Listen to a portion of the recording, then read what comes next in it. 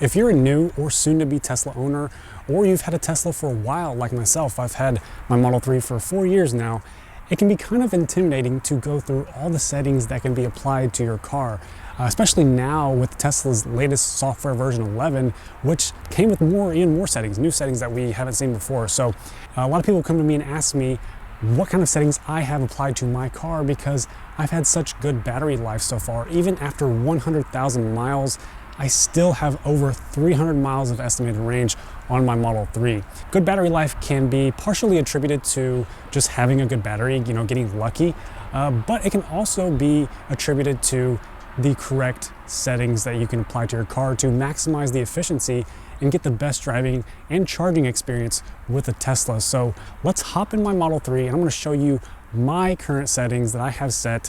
Hopefully it'll give you just a better overall experience with your Tesla. So let's go. So the first thing that you want to do with software version 11, which I'm not a big fan of, hopefully it gets better. They took away some information that I would like to have back on the home screen, but with the new dock down here, you can customize which icons go in the dock. I have, and I would recommend, the first icon be the rear view camera. Because that is very helpful whenever you're driving, even though Tesla did enable the feature where it enables the camera, the side view camera, whenever you do the turn signal. It's still helpful to have quick access to pull up that rear view camera whenever you're driving or backing up or just random times.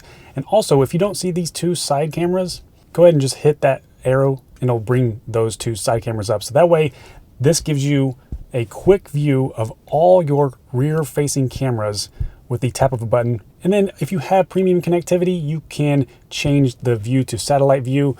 I prefer that just because it's easier on the eyes with the more contrast colors and it just looks better, I think, instead of having all the same color if you have the premium connectivity. If you don't have that, it's not a big deal, but I do prefer that satellite view. It just looks better. Now, let's get into the nitty-gritty settings. So if you click on the car icon here, and this brings up the main menu for all the settings.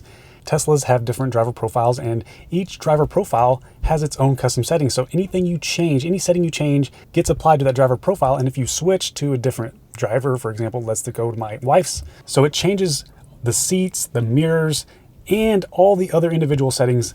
What you want to do is create a guest driver profile because there will be times when you give the car to somebody, let somebody else drive the car, or when you take it in for service. For example, if you take it into a local tire center, you don't want them to be on your main driver profile because if they start changing settings, I hate when that happens, when people change their seat position, your steering wheel position. Always create a new driver profile by going into the settings and just create one that's called like guest, okay? And just hit create profile. And now you have a guest driver profile that you can change to whenever you hand the car off to a stranger and you don't want them messing with your own settings. And then whenever you get it back, you just go back to your driver profile. Trust me, it will come in handy when you do that. And here I'll go into the other settings. So here on my controls, I have wipers set to off just because I prefer to do it manually. Don't really like the way Tesla uses the auto wiper. Sometimes it'll just like clean the windshield for no reason. Other times, it'll turn it on high when it really needs to be on low, or turns it on when it doesn't even need to be on at all. So I just prefer to have windshield wipers turned to off and set to manual. Let's go into pedals and steering. I have everything set to standard across the board. If you want better range, maximum efficiency, but less acceleration, change your acceleration to chill. It gives it a smoother, slower acceleration whenever you punch on that accelerator pedal. Since I have a rear wheel drive, it's hard to say, long range Model 3, my acceleration set to standard is not that crazy. But if you are driving a performance or a dual motor, for example, if you want to maximize that efficiency, change it to chill. But if you want that power and acceleration, just leave it on standard. Steering mode, I leave mine on standard. Regen braking, definitely have that on standard. What that does is it'll feed energy back into the car whenever you let off the accelerator. It automatically starts braking. If you have that set to low, you're not going to get as much energy back into the battery. But if you want maximum efficiency, always leave regen braking to standard. And then of course, stopping mode is set to hold. And what that does is once you let off the accelerator, the regen braking kicks in, it'll actually come to a complete stop and hold the vehicle, no matter if you're on an incline or a decline. It'll hold it even without pressing the brake at all. So I love that feature. So let's go to charging.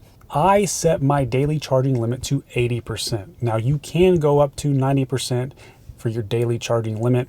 However, I just set it to 80% based on the original recommendation from Tesla, I believe, and it's been working out well for me so far. So if you absolutely need that 90% for your daily driving, set it to 90. But if you don't need it, just set it to 80. I've had good luck with that. And another thing to keep in mind for this screen is the scheduled departure at this location. So if you're at home, you can either set it to depart by a certain time or a scheduled charging for your off-peak electricity, for example. So if you want to check with your electricity provider and see if they have any lower rates during off-peak hours, usually it's like in the middle of the night from like 12 a.m. to 4 a.m., that window of time, the electricity rate will be more affordable to maximize your electricity savings when charging the car. Autopilot screen. Now for me, I have everything enabled. I have full self-driving on this car. I also am enrolled in the FSD beta. So I always recommend having everything turned on under the autopilot screen just to get that maximum benefit from having a Tesla. Having it on autopilot on interstates and highway, that usually leads to better efficiency, because usually autopilot, when you're on a steady long stretch of road at fast speeds, it'll be more efficient as far as like the way it drives. It keeps a constant speed. Instead of driving manually as a human, you might tend to press the accelerator more or go faster. And I always enable autopilot as much as I can when driving on long stretches of highways and interstates. Full self-driving beta, if you have that set to average. And if you go into customize and navigate on autopilot, if you have full self-driving or enhanced autopilot, I keep my speed-based lane changes to average. I keep exit passing lane to off just because I would rather manually change back into the lane myself instead of relying on the car to do it, because sometimes it'll do it too early or too late or not do it at all or do it when I don't want it to. So, but I also have require lane change confirmation set to off because it's just easier that way. It saves more time. I would rather have the Tesla do automatic lane changes without me confirming every single time. And if I need to cancel it, all I got to do is just do a half tap on the turn signal, and I leave the lane change notification to vibrate.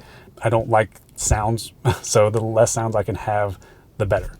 Now, while we're on the Tesla screen, I'm gonna pull up the web browser. I wanna quickly show you how to sign up for today's sponsor, Masterworks. If you wanna invest in art just like billionaires do, but without the billions of dollars needed, anybody can go on to Masterworks and sign up quickly and start investing in art, which is a great alternative to investing in the stock market because the stocks have been tumbling so far this year. So if we go to masterworks.art/Andy Sly, it's going to bring you to my exclusive sign up page where you can skip the wait list, because a lot of people are waiting to sign up for Masterworks. So if you click on skip waitlist, and here you can just enter your information and sign up, it's going to take you directly into the investor profile where you can put in how much you want to invest. So let's say we want to invest $15,000.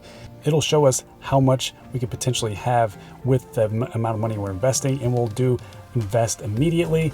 And the next step is what really separates Masterworks, because they offer membership interviews to schedule a call with the art experts and investing experts at Masterworks. And this is what the dashboard looks like when you're in Masterworks. And you can go in here and look at each individual offerings. For example, here is a Gerhard Richter, and its initial offering is $8.9 million. And of course, you can invest whatever amount of money that you would like. Historical price appreciation or similar works, 16.7%. You can look on the investment thesis, which will bring up information of why we like this painting. It gives you a lot of blurbs here about why this is a top-selling artist. So if you want to get started in investing in art with Masterworks, click the link in the description below to use my link and skip the waitlist. And thanks to Masterworks for sponsoring this video. The speed limit. This is an interesting one because you can set it to a fixed offset. So if you want it to go 5 miles an hour over speed limit, no matter what the speed limit is, you can set that to fixed. However, what I do is set this to percentage, and I found that 12% is like the perfect offset. Now, the automatic blind spot camera, the feature that they just released when it automatically shows the side repeater camera when the turn signal is engaged, I definitely have that turned on. And then of course I have blind spot collision warning chime turned on, safety first. Speed limit warning, just have it on display. Like I said, I don't like sounds and alerts, so anytime I can turn chimes and stuff off, I will. Lane departure avoidance is set to warning. And then I have all of these safety features turned on. The locks are important too. This is where you can actually tie driver profiles to certain smartphones. So for example, my wife, whenever she gets in with her phone, when it detects her phone Bluetooth, it automatically sets her driver profile. Same with me. If I get in the car with my phone, it'll set my driver profile because it's tied to my phone. I do have walk-away door lock. You definitely want to have that enabled. What that does is automatically lock the car when you walk away with your phone in your pocket based on the Bluetooth. And then car left open notifications. I love this feature. I have it set to doors and windows because if you walk away from your car, if you leave it somewhere in a parking lot, you'll actually get an alert on your phone through the Tesla app if you leave a door or window open. Display, that's pretty simple as well. Everything's set to auto so that when the sun goes down, it automatically turns to night mode. Vice versa, if the sun comes up, it automatically goes to the light mode. Now, I will say that I was a big fan of having the energy display set to distance. I've changed that to percentage now just because I don't really need to see the distance. Only on long road trips is when I prefer to see that. The cool thing is if you want to quickly change it, you just tap it up here on the top bar here. So the trips, here's your trip meter. There's no settings in there to change. However, what I do recommend is to save one trip as the life. When I first got my car, I just set that one trip to life and I don't mess with that. And so I can always see my total energy and average energy over the lifetime of the vehicle. Next up is navigation.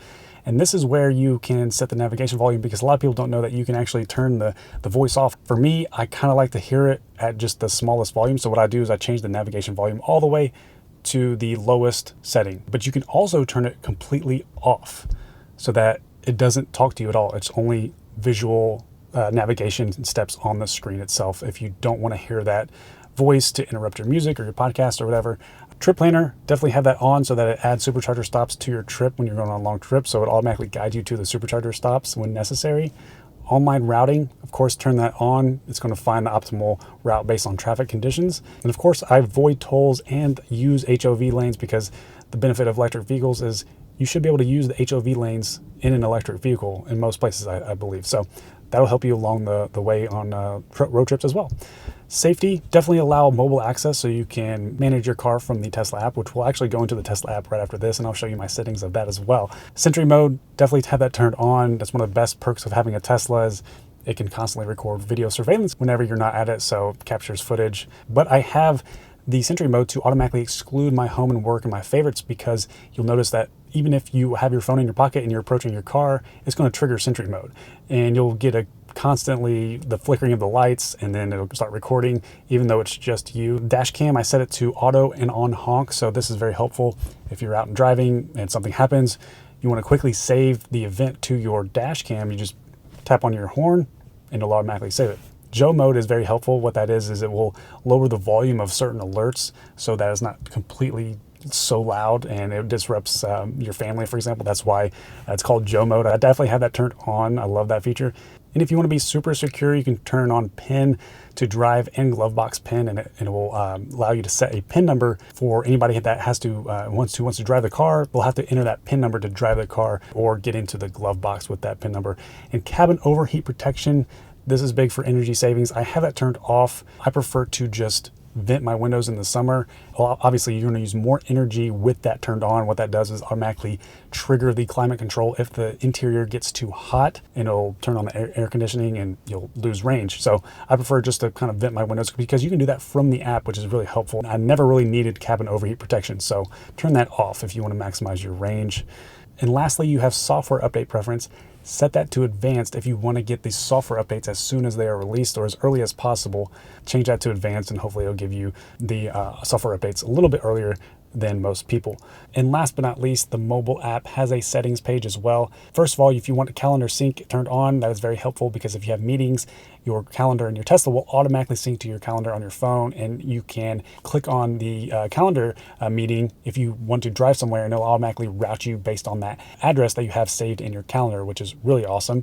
But if you go into notifications is really like the only one that you can go in here and set. Definitely want to have car alarm turned on. Charging notifications, I always have charging interrupted turned on. I don't really need to know if charging started or completed, but definitely want to know if it's been interrupted.